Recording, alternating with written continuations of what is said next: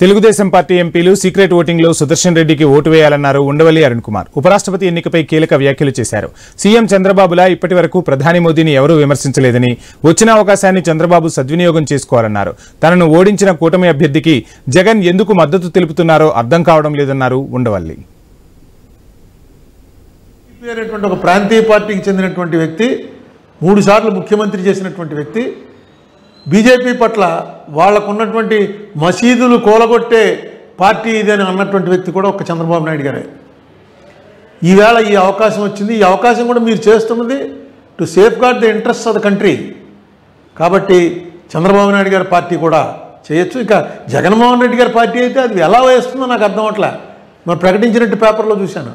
మీరు కూటమికి వ్యతిరేకంగా పోటీ చేసి ఎలక్షన్లో ఓడిపోయి, అంత ముందు ఎలక్షన్లో కూడా కూటమికి వ్యతిరేకంగానే పోటీ చేశారు 14లో. సరే 19లో విడిపోయింది, మెయిన్ తెలుగుదేశం పార్టీ అయింది.